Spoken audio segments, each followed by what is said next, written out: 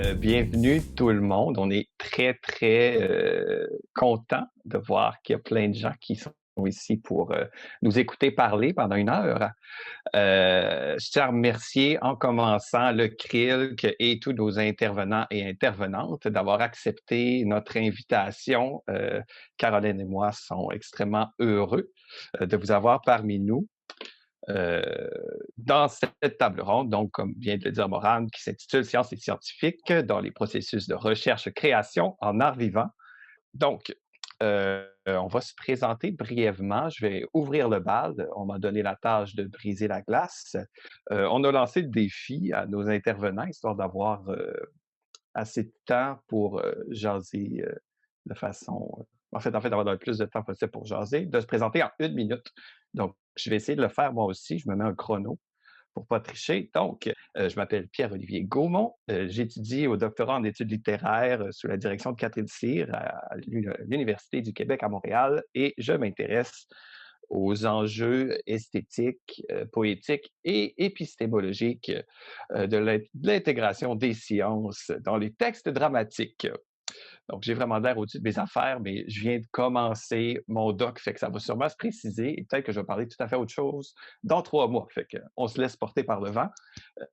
Mon intérêt pour la rencontre entre le théâtre et les sciences, c'est un intérêt qui a débuté il y a très longtemps, puis que j'ai exploré dans mon mémoire de recherche que j'ai déposé à l'automne passé sur Sarah Kane et la rencontre, en fait, entre la dramaturgie et la médecine. Sinon, je suis aussi auxiliaire d'enseignement à l'École supérieure de théâtre de l'UQAM, correcteur. Bref, j'ai une grosse addiction à la caféine que j'alimente devant vous ce matin. Voilà pour 1 minute. Je vais laisser Caroline se présenter maintenant. Merci Pierre-Olivier. Donc, je vais essayer de faire ça en moins qu'1 minute aussi. Il y a peut-être peu et beaucoup à dire. Donc, mon nom est Caroline Desmarteaux. J'ai une pratique en création et en performance qui, dans la dernière décennie, s'est graduellement inspirée de mes projets de recherche, tant académiques que personnels, qui sont toujours plus ou moins essentiellement nourris par mon approche neuropsychosomatique de la conscience.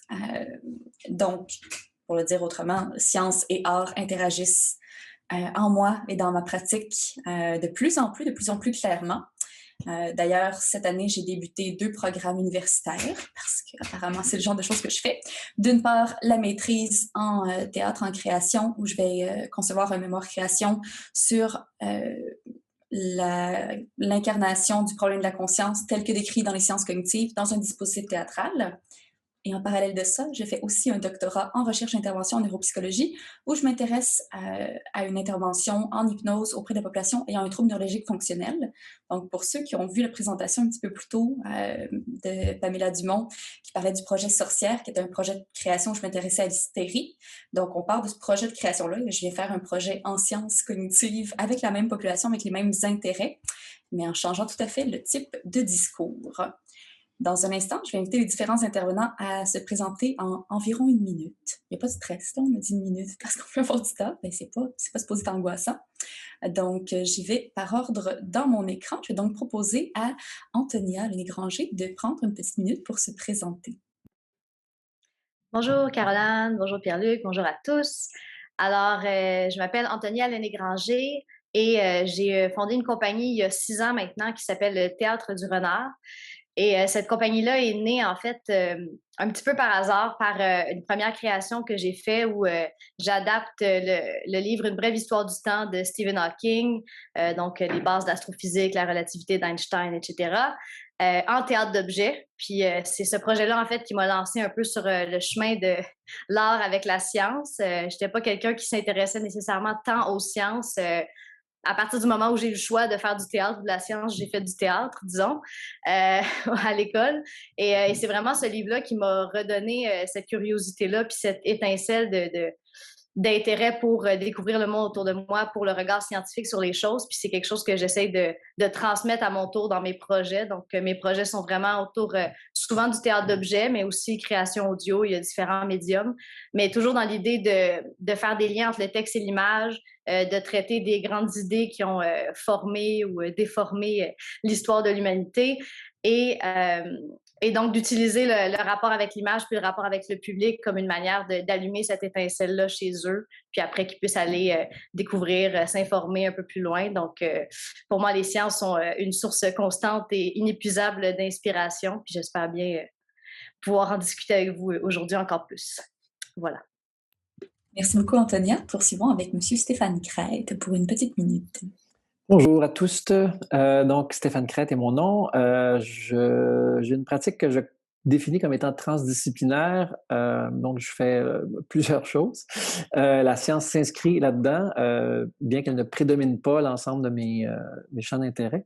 Cela dit, il y a plusieurs années, j'ai créé une série de spectacles théâtraux qui s'appelait Les Laboratoires Crête, dans lequel il y avait vraiment une recherche qui était faite là, conjointement entre état de modifié de conscience, protocole scientifique et performance de l'acteur. Et ça continue quand même à se déployer, à se déballer. Je continue à m'intéresser donc à ces phénomènes-là de la conscience, à essayer de trouver comment mesurer des phénomènes sur scène. Je m'intéresse aussi à la douleur. Donc, je vais participer à différents événements ou différentes approches qui incluent parfois un regard scientifique. De plus en plus, je dirais, vers des sciences sociales. Donc, l'anthropologie commence à être de plus en plus prédominant dans mon travail. Et puis, j'ai fait un glissement tranquillement vers la pédagogie. Je dirais que j'utilise aussi des systèmes que je définis comme étant scientifiques là, dans mes approches pédagogiques et dans les processus de création que j'enseigne aussi. Peut-être qu'on aura l'occasion d'en parler davantage. Donc, merci de l'invitation. Ça me fait du bien de me replonger dans ce bain avec vous tous. Super, merci beaucoup Stéphane. Je propose maintenant à M. Pierre Priziasinac, merci de me reprendre si je fais du mal, voilà, de se présenter. Alors, oui, bonjour tout le monde. En polonais, on dit Przyszęźniak. Je le demande à personne. Mon père recommandait Pressiniak. Ça fait très gascon, très français. Alors, moi, je suis artisan, plasticien scénique. J'ai commencé par contre comme artiste visuel. Alors, ce que je fais en art visuel alimente tout ce que je fais à la scène. Au niveau des conceptions, ce que j'ai réalisé qui m'intéresse profondément, c'est vraiment la nature des matières et des matériaux que j'utilise. De juste les manier, c'est pas suffisant pour moi. J'ai besoin de les explorer de manière plus approfondie. Les sciences me permettent ça. Ce qui veut dire aussi les techniques et les outils connus, de toujours les remettre en question, m'appuyer sur ce qui a déjà été développé de manière assez sophistiquée pour manier les matériaux. C'est que je cherche à faire plus avec la matière que je manie, en la connaissant plus profondément, au lieu de faire peut-être de trop grandes altérations, de faire des altérations, des maniements qui sont plus mieux arrimés, plus en harmonie avec la structure carrément de la matière que je vais utiliser. Ça m'a amené à regarder à des échelles infiniment petites, à connaître de manière un peu plus scientifique ce que l'intuition allume chez moi. Mais ensuite, aussi, j'ai réalisé qu'en cherchant à connaître le matériau par le petit, ça m'a aussi amené à me questionner sur tous les gestes que je posais, puis à chercher à réduire le geste, à arriver à une conscience du geste le plus petit possible au niveau de toutes les petites inflexions cognitives, décisionnelles par lesquelles on décide qu'on va plier, tordre, pousser, dessiner par-ci, par-là, puis essayer de rétrécir ce geste-là jusqu'à une... Si on était capable d'avoir la conscience ou la maîtrise d'une nanoseconde, d'arriver à la plus petite inflexion, puis d'accepter tous les virements, toutes les bifurcations, en se disant que l'accumulation de toutes ces erreurs-là, de toutes ces décisions-là, reste quand même à l'intérieur de la sphère du vivant, nos cerveaux, la biologie, puis qu'on ne va jamais tomber en bas d'une terre plate, par exemple.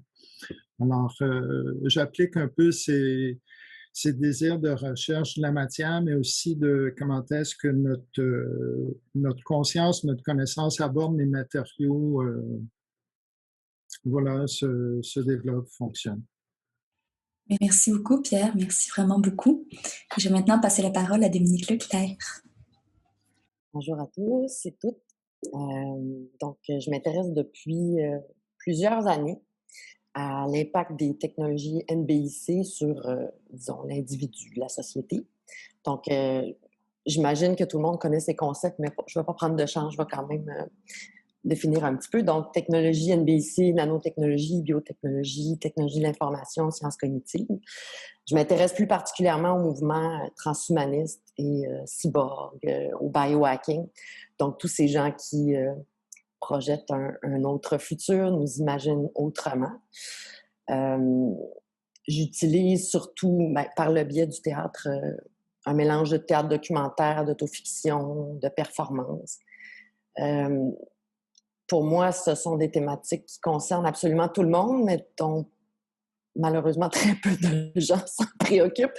Donc, j'essaie vraiment de faire le pont entre ces sujets qui sont peut-être plus abordés dans les universités, dans les laboratoires, et de l'amener vers le grand public pour que les gens se sentent légitimes de se poser toutes ces questions éthiques vraiment qui peuvent être un petit peu intimidantes à première vue, mais en utilisant l'autofiction, des exemples plus concrets. Donc, ils arrivent à avoir une espèce de prise sur le sujet et j'espère à entamer le débat autour d'eux et l'amener plus loin. Merci beaucoup, Dominique. Merci en fait à chacun pour cette présentation riche. On devine déjà toutes une partie, des manières dont la science peut s'intégrer à vos pratiques de manière réflexive, dans la mise en pratique, dans les thèmes, puis même dans certains désirs pédagogiques. J'aimerais démarrer cette discussion donc en prolongeant vos présentations par l'idée de discuter un peu la manière dont, dans votre pratique, pour quelles raisons est-ce que vous entrez en relation avec les concepts scientifiques? D'une part, comment, mais aussi quel est l'intérêt de cette thématique? Peut-être qu'un petit aveu biographique pourrait quand même expliquer deux, trois choses. C'est que je viens d'une famille de chercheurs en neurobiologie, en astrophysique et en ingénierie électrique de recherche, projet Tokamak, fusion et non fission nucléaire, etc. Alors, naturellement, par la bande, j'ai des intérêts puis un entourage qui m'amène à lire puis à toujours me poser des questions en fonction de cet univers-là. Alors, si je vais prendre une pointe de graphite pour dessiner ou si je vais prendre une barre d'acier pour la tordre et en faire un appareil circassien, je vais toujours me poser la question la structure de la matière à des échelles beaucoup plus profondes, comme si ça allait améliorer, augmenter la maîtrise ou l'amour avec lequel je vais manier le matériau. Pour moi, c'est absolument essentiel. On parle beaucoup de nouveaux matérialismes. Je me suis posé la question si on n'usurpait pas un peu une certaine approche intuitive, naturelle qui existe depuis tous les temps, je veux dire, ce lien très physique, très charnel que les humains peuvent avoir avec les matières et matériaux, puis qui parfois se trouve confirmé dans les recherches, dans les institutions scientifiques. Bien que mon linéage familial soit peut-être moins spectaculaire que celui de Pierre, mais j'ai aussi d'une tradition de chercheurs dans ma famille, donc j'ai l'impression qu'il y a quelque chose aussi de cet ordre-là qui, peut-être inconscient, là, qui se déploie. Pour moi, je suis très intéressé par la question des polarités et de l'harmonisation des polarités, donc c'est comme si... d'être comme un artiste qui ne va que dans l'intuition. Pour moi, par exemple, il y a comme un manquement d'enracinement que je vais rechercher justement dans l'univers scientifique. C'est comme une espèce d'harmonisation de ces contrastes-là qui me semblent sains, en tout cas que j'utilise dans différentes sphères de ma vie, dans l'enseignement aussi, dans ma pratique spirituelle. Donc, plutôt que d'être constamment en haut, disons, si on peut comme imaginer là, qu'il y a quelque chose de là en haut, j'aime bien aller chercher aussi du en bas. Donc, pour moi, la science représente un peu ça, bien que inévitablement, les concepts scientifiques, qu'on peut aller juste entrouvrir la porte de la physique quantique, puis on s'en va en haut très vite. Mais donc, cet amalgame-là du en haut et d'en bas, pour moi, aide à créer une espèce d'assise et de ground dans ma pratique. Puis je dirais aussi que je pense que ça vient aussi offrir une certaine crédibilité dans les démarches que je fais. C'est comme si ça fait, OK, bien, je suis intéressé par les questions de transgression, par les questions de dépassement de limites. Donc, comment faire ça sans que ça ait l'air d'une espèce de démarche qui ne cherche qu'à être spectaculaire ou qui ne cherche qu'à transgresser pour transgresser, mais donc en l'accompagnant d'un protocole. La perception que ça me donne, moi, en tout cas, c'est que ça vient l'asseoir encore davantage et donner la crédibilité. Ben, de mon côté, je pourrais, pour compléter, j'avoue que moi, m'étant retrouvée à faire du théâtre et de l'art à partir de la science, un petit peu par hasard, je dirais que ma vision de ce qui m'intéresse dans la science est toujours en évolution là, depuis les quelques années où je travaille là-dedans. Au début, je pense qu'effectivement, c'était beaucoup simplement l'envie de transmettre quelque chose qui m'avait tant marqué, qui avait changé mon regard sur le monde, la lecture justement sur l'astrophysique, la physique quantique. Donc, d'essayer de l'amener vers un peu ce que Dominique disait, vers un autre public qui ne va pas nécessairement aller chercher ou peut-être qui ne va pas penser qu'il est légitime d'aller poser ces questions-là ou d'aller chercher ou trouver cette information-là. Fait que pour moi, la science, j'ai l'impression que socialement, c'est souvent réservé aux scientifiques. Pas nécessairement par la volonté des scientifiques, mais je pense que la majorité des gens ont l'impression que s'ils ne sont pas dans la science n'est pas nécessairement pour eux, ou ils ne vont pas comprendre, ou ils ne sont pas capables de comprendre, peu importe. Puis je trouve que c'est franchement triste et j'essaie de combattre un petit peu ça à ma manière, c'est-à-dire que moi, je pense que tout le monde peut tout comprendre. Tout le monde est capable de comprendre n'importe quelle idée. Il suffit de faire un effort pour la transmettre, pour l'imager, pour la raconter d'une manière qui va intéresser les gens.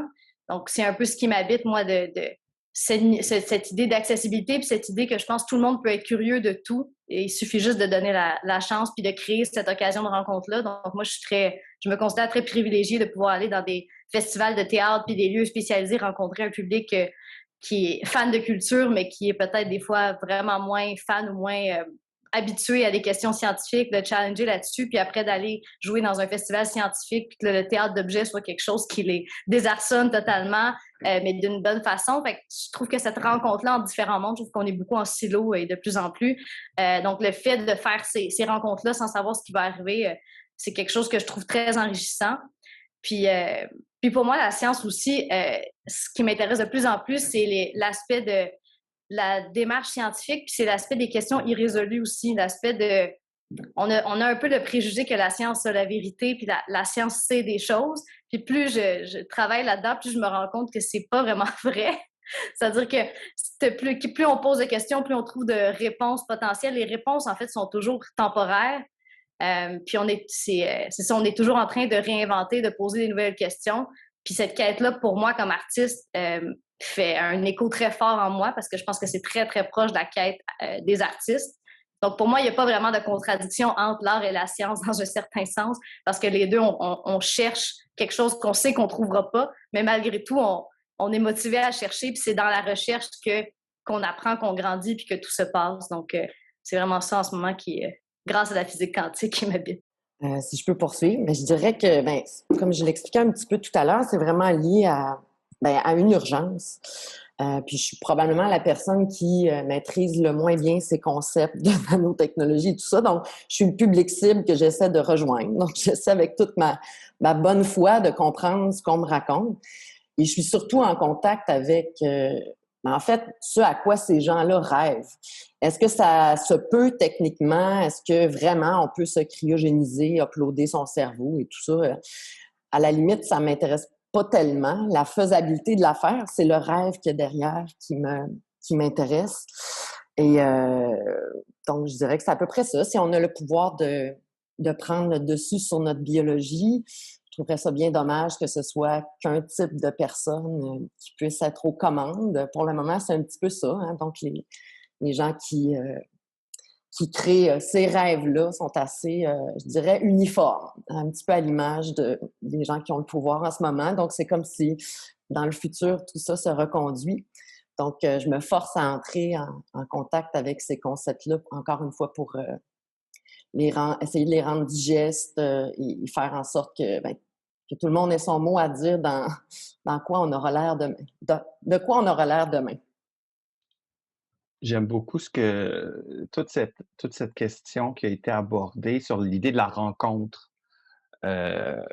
Parce que, bon, il y a cette image-là populaire du gouffre qui sépare les arts et les sciences, que ce sont des choses qui sont absolument séparées et que cette idée-là, selon laquelle parler de science, ben, c'est traverser un gouffre. C'est très intéressant parce que la science, c'est quelque chose qui est full culturel, puis qui habite toutes nos interactions.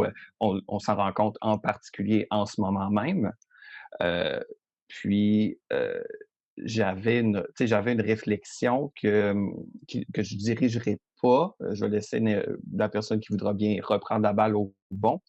Je me posais la question de qu'est-ce que ça fait au fond, d'après vous, le fait qu'on partage ces concepts-là scientifiques qui sont très désincarnés, si on veut? Tu sais, on parle souvent de science comme du monde des idées, des concepts, de la vérité. Qui est pas dans le corps vraiment, mais qui est genre absolu, d'une certaine façon. Qu'est-ce que ça fait pour vous, le fait qu'on en parle au théâtre, où justement on est, comme en parlait Stéphane Crête, dans une autre polarité, celle du corps, celle de la parole. Est-ce que ça fait quelque chose? Comment est-ce que ça se joue comme ça, cette friction-là, si vous voulez? Pour moi, c'est au niveau de la concentration.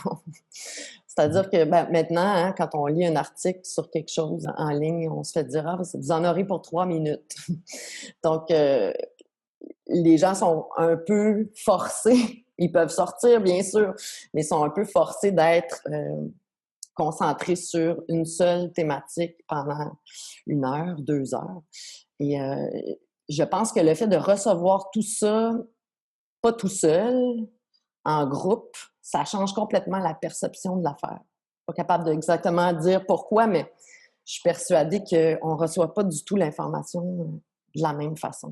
J'ajouterais, j'ai envie de compléter sur ce que Dominique vient de dire. Je pense qu'on a aussi, malgré ce que Pierre-Olivier disait, on a aussi les gens ont une fascination pour la science. Puis soudainement, pouvoir être assis dans un contenant artistique, puis que la science comme cohabite avec ça, on dirait que c'est comme si ça facilite d'une certaine manière. C'est comme un lubrifiant là, qui permet de faire circuler davantage mieux certains concepts, ou en tout cas une approche scientifique qui permet de cultiver cette fascination-là.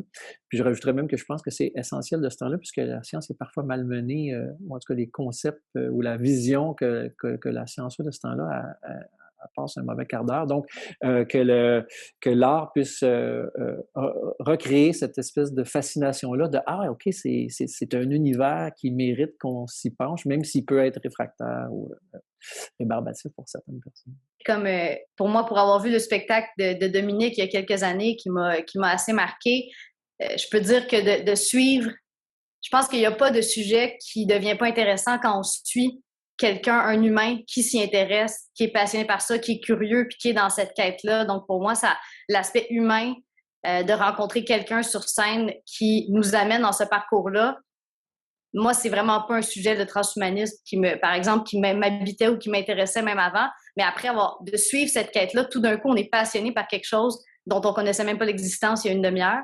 Donc, je pense que vraiment, de suivre un trajet humain, ça fait une grande différence par rapport à peut-être lire un article ou quoi que ce soit. Je vais peut-être faire un aparté, c'est comme une perception un peu autre. Dans mon cas, à moi, la façon de travailler ou de collaborer est plutôt d'imprégner tout le projet créatif des concepts scientifiques de départ. Dernièrement, on a collaboré sur un spectacle où on cherchait à mettre en jeu, en scène, la plasticité mémorielle. Comment les souvenirs, qu'ils soient d'enfance ou autres, sont jamais constants, sont jamais permanents, sont continuellement altérés. Donc, sans faire une articulation textuelle, orale ou une présentation scientifique, que cette notion-là imprègne toute la dramaturgie. Puis je vais peut-être pousser l'audace, juste comme poser la question si on n'a pas un exemple il y a très longtemps chez Nathalie Sarraute avec toute sa recherche des tropismes qui coïncide quand même aussi juste après les années 30-40 avec tout ce qui est indéterminisme quantique et comment dire, des découvertes au niveau des sciences cognitives. Cette espèce d'émergence, de soubresaut, de naissance de chaque mot, chaque parole, chaque idée, puis d'essayer de se tenir à ce seuil-là, comme si tout son théâtre était une démonstration, une imprégnation de cette sensibilité-là. Merci beaucoup. Je reprends la balle, surtout avec ce qui vient d'être dit.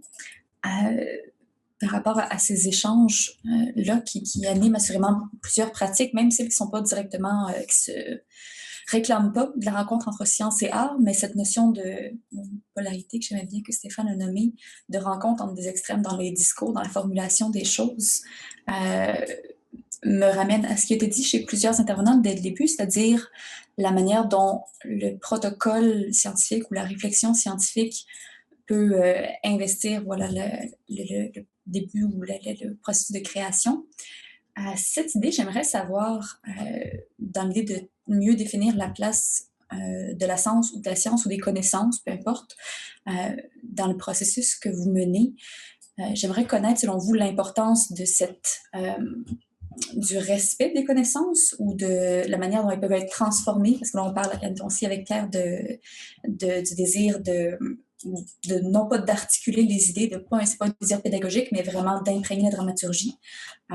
Donc, quelle est la place ou la section où on doit être dans les idées, être authentique dans ça, et de quelle manière est-ce qu'on peut le faire? Est-ce que vous collaborez avec des scientifiques? Est-ce que vous cherchez à mettre des références à la fin de vos spectacles, ou est-ce qu'il y a ce désir-là de se détacher à un certain point des connaissances? J'ai régulièrement collaboré pour un projet d'exposition de dessin avec un neuroscientifique de la vie. Donc, on se rencontrait régulièrement. On a donné 2-3 conférences ensemble, des formations au RAE, histoire d'installer des contextes où il devenait confortable, facile et très simple de discuter avec des scientifiques sans aucune inhibition par rapport à notre maîtrise de leur jargon ou pas. On a fait ça aussi pour un spectacle avec des gens du CERN qui nous ont fourni des premières images là, de collision de particules. On n'essayait pas d'en faire une démonstration, mais par contre, on s'arrimait à eux, on discutait autant qu'on le pouvait dans le cadre puis dans le temps qu'on avait, de manière à ce que peut-être ce qu'on mettait en scène ou le point de départ de la création restait quand même le plus arrimé possible, fidèle à leurs idées. Mais il reste que je pense qu'il faut toujours se permettre cette liberté créatrice-là. Sans ça, est-ce qu'on fait de l'art ou de la pédagogie?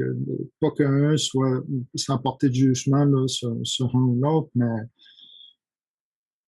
c'est comme être en pays étranger où il y a des cultures et des langues étrangères. Ben, j'aime bien beaucoup, si je le peux, être relativement seul quand je voyage, puis être en immersion, d'essayer de vraiment me plonger, puis de passer le plus de temps possible à apprendre, puis à m'imprégner pour être le plus respectueux possible. Mais c'est sûr que je ne veux pas de parler ou écrire couramment l'estonien ou l'espagnol, mais je vais faire mon possible. Voilà. Ouais, je pense qu'en effet, on est dans une posture d'artiste, puis c'est important de garder ça en tête, de savoir c'est quoi notre position par rapport au savoir, aux connaissances scientifiques. De mon côté, les idées avec lesquelles je travaille le plus souvent sont quand même des idées, disons des grandes idées, des idées assez vieilles, assez établies. Donc, c'est sûr que je suis pas dans la recherche de pointe où c'est très détaillé, où des fois les les nuances sont très précises, puis des fois, c'est pas encore tout à fait réglé, quoique la physique quantique est pas du tout une affaire classée, mais reste que, disons, il y a beaucoup de contenu qui m'est accessible, de contenu qui est déjà passablement vulgarisé, puis après, c'est une question de faire un peu du ménage là-dedans, autant pour démêler le vrai du faux que pour faire un ménage, je dirais, dramaturgique, là. C'est-à-dire qu'on écrit quand même des histoires au final. Donc, comme dans n'importe quelle œuvre, il faut faire des choix. Puis je pense pas que les choix soient foncièrement différents des choix qu'on ferait dans une œuvre sur une histoire d'amour ou un autre sujet.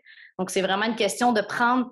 Parce qu'une fois qu'on rentre dans une matière, après ça, on devient passionné par ça, puis on voudrait parler de tout. Mais là, on a 1 heure, donc il faut comme choisir une ligne. Puis c'est sûr qu'on va oublier des choses, mais je pense qu'au final, c'est ça, c'est de faire une ligne puis de s'y tenir.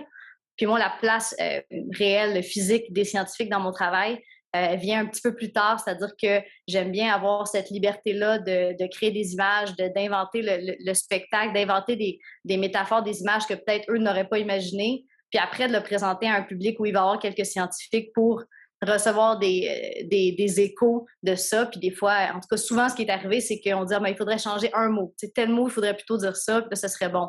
Mais on est vraiment...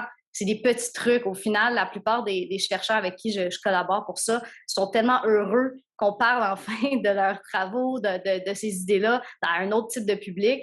En tout cas, moi, j'ai pas eu de situation où vraiment on était complètement à côté de la plaque. Puis, donc, j'aime bien avoir cet espace-là pour créer, puis après, quand même, offrir. Pour moi, c'est un peu un cadeau aussi d'offrir, de dire, écoutez, moi, j'ai pris ça, puis voici ce qui en est sorti artistiquement. Puis souvent, les gens sont très touchés, très heureux qu'on s'intéresse à ce qui les passionne, qu'on le transforme, en fait. J'abonde un peu dans ce sens-là où, quand c'est des concepts qui sont élaborés, qui ont une certaine pérennité, je fais juste m'en servir d'une certaine manière où ça alimente le processus créatif. Mais dans certains cas, si je collabore avec des spécialistes, pour moi, ils font partie de la production, c'est-à-dire qu'ils sont au même titre qu'un concepteur, qu'une conceptrice. Donc, je trouve intéressant, même, c'est sûr, j'ai toujours eu une espèce d'intérêt aussi pédagogique à travers la présentation ou l'objet artistique. Donc, je trouve ça intéressant parfois de glisser des références, que dans le programme, il y a des références, qu'à la table d'accueil, il y a des ouvrages disponibles. Donc, bon, c'est pas toujours le cas, mais je trouve ça intéressant, ça, que ça vienne comme compléter aussi l'expérience, et donc que ça soit pas seulement unidirectionnel d'une certaine manière. Mais un peu comme je l'ai amorcé tantôt, l'idée de rester concentré, c'était plus en lien avec le fait que, au départ, quand je m'intéressais à ce sujet-là, j'avais tendance à vraiment être dans le jugement. Et donc, j'ai commencé à aller plus sur le terrain pour vraiment rencontrer les gens en personne. Et là, ça a donné plus de volume à ma perception des choses. Et donc, il est apparu assez clair pour moi que ces questions-là étaient trop importantes pour être balayées du revers de la main. Ça prenait de la nuance. Puis plus j'ai découvert le mouvement, plus je me rendais compte que finalement, personne ne pense pareil au fond. C'est quand même des idées qui peuvent être perçues excentriques, mais en général, quand on est confronté à un problème et qu'on nous offre une solution, on la prend. Donc, le jugement, faut peut-être le dépasser un petit peu. Donc, puis aussi, étant donné que j'utilisais ce qu'on dit du théâtre documentaire, les gens avaient tendance à mettre l'étiquette d'enquête. On disait, Dominique a fait une enquête. Dominique a fait une enquête. Mais c'est pas une enquête. Je veux dire, il n'y a pas de coupable, il n'y a pas de réponse. Puis souvent, le problème que je rencontre, c'est que je suis confrontée à des gens, je sais pas si ce qu'ils me racontent, c'est vrai. C'est des projections, souvent, c'est des futurologues, c'est des prospectivistes. Et des fois, peut-être que je me fais complètement raconter de la pseudoscience, puis je sais pas. Je suis dans une espèce d'univers où j'arrive plus vraiment à départager ce qui est vrai de ce qui est faux. Et je pense que c'est un endroit intéressant. C'est souvent inconfortable. J'aimerais avoir plus de réponses que ça, mais bon, ça reste quand même la posture à travers laquelle je navigue. Est-ce que ce qu'on me raconte, c'est vrai, c'est plausible? Je ramènerais la réflexion, je recule un peu, cette question-là de l'échange, puis c'est une question qui vient de m'apparaître en tête, puis que j'ai envie de vous partager. Tu sais, j'ai l'impression qu'on bon, c'est sûr, on parle d'une perspective d'artiste. Cette question-là de l'échange, c'est de dire, on va chercher dans les sciences des matériaux, on va y puiser un imaginaire ou on va alimenter notre processus. Est-ce que, dans le cas d'entre vous qui ont intégré des scientifiques, par exemple, est-ce qu'il y en a que ça a activé quelque chose dans les scientifiques ou dans leurs recherches? Est-ce que cette mise en forme-là des savoirs scientifiques a eu un impact de leur côté aussi? Tu sais, parce qu'on parle d'échange, je me demande, y a-tu de quoi de l'autre bord? Est-ce qu'on éveille aussi, pas seulement dans le public, mais dans la recherche? Je ne sais pas, je lance ça de même. Ben, j'ai le goût de prendre la balle au bon parce que récemment, j'ai fait un projet de médiation culturelle avec Pierre Rainville, un neuropsychologue là, qui travaille sur la douleur et l'hypnose. Puis les conversations qu'on avait étaient très riches. Puis je sentais chez lui l'envie, d'une certaine manière, de la permissivité que l'artiste avait de pouvoir aborder plein de portes, en ouvrir plein, puis poser des questions, puis considérer des champs d'études.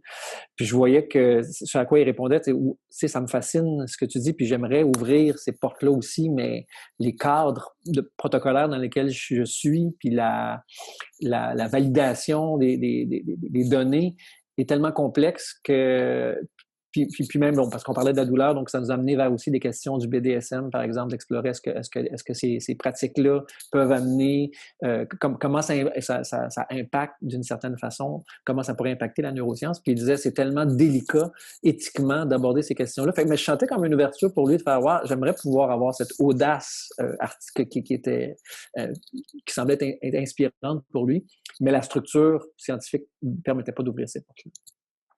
Stéphane, je te relance la question, je rebondis là-dessus. Le fait que tu l'aies bien fréquenté, que vous avez bien échangé, c'est parce qu'ayant vécu quelque chose de semblable, au préalable, je ne voyais pas comment ni je pouvais inviter le neuroscientifique à faire la mise en scène d'une séquence du spectacle ou que lui me donnerait les clés de son laboratoire et de son équipe en me permettant de « vas-y, fais ce que tu veux pendant une semaine ». Mais après s'être fréquenté pendant un certain temps, là aujourd'hui, après 2-3 ans de relation, là je commence à être capable d'imaginer une recherche, un protocole qui serait à la fois créatif, artistique, puis qui pourrait correspondre à certains de ses intérêts. Est-ce que toi aujourd'hui, après avoir dialogué avec M. Rainville, est-ce que là tu serais capable de fabuler, d'imaginer un projet que tu aimerais lui soumettre? Ben, c'est une bonne intervention. Effectivement, j'ai l'impression que le rythme, il y a un rythme dans la création qui demande son rythme, là, donc qui peut être très lent, mais j'ai l'impression que le rythme scientifique est encore plus lent. Il y a vraiment quelque chose qui se déploie sur une autre vitesse. Et puis, effectivement, je pense que ça serait peut-être après plusieurs années ou encore avec plusieurs rencontres que là, peut-être que la porte du laboratoire pourrait s'entrouvrir un petit peu plus. Tu sais. Très intéressant comme réflexion. Ouais. Je n'ai pas de réponse, mais j'aime la question. Moi, j'ai le loisir d'être dans les deux, dans la mesure où Pierre Rainville, dont Stéphane parle, est mon co-directeur au doctorat, donc du côté plus scientifique. Et effectivement, les conversations qui ont eu lieu avec M. Crête sont revenues souvent dans nos conversations après ça, dans la définition de ce qu'est la conscience, dans la définition, puis je dis la conscience parce que c'est justement l'espèce de chapeau dont on ne parle jamais, c'est la conscience. Et donc, pour rebondir sur tout ça, c'est vrai que les rythmes sont tellement différents, c'est tellement pas la même réalité de comment formuler une question. Toutefois, ayant un pied dans chaque domaine, je me permets de dire que je crois vraiment qu'il y a des inspirations qui transcendent ces limites protocolaires-là. Et qui anime, surtout aujourd'hui, en 2021, et dans les derniers temps, il y a un désir des sciences de tomber dans un modèle qui est plus incarné, ce qui a été nommé dès le début de notre conversation aujourd'hui, cette relation entre des pôles qui semblent éloignés et qui, dans les 150 dernières années, ont été de plus en plus éloignés par la psychiatrie d'un côté et le cerveau de l'autre en neurologie. Dans les dernières années, on voit que les connaissances tendent à arrimer ces deux domaines-là et à créer des nouvelles manières scientifiques de représenter ces rencontres-là. Ce que vos pratiques, ce que vous décrivez, tentent de faire déjà, Donc, je crois qu'il y a vraiment quelque chose de très beau ici.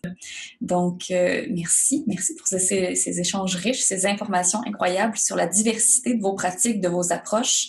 On avait la prétention de parler de la rencontre entre science et art, comme si c'était un seul lieu de porosité, mais j'espère qu'il transparaît aujourd'hui pour les gens qui sont venus assister à cette table ronde, à quel point c'est une multitude de rencontres. Donc voilà, je vais prendre les 30 secondes qui me restent pour faire quelques remerciements brefs. D'une part au CRILC, mais aussi à Morane Arcan et Anne-Philippe Beaulieu qui ont supervisé et encadré cette journée. À tous nos invités, Stéphane Crête, Antonia Lenné-Granger, Dominique Leclerc et Pierre Przyjaźniak. Merci d'avoir été avec nous, d'avoir partagé ce savoir et cette intuition. Et ce sera assurément un grand plaisir de vous recroiser dans les prochaines années de cette vie.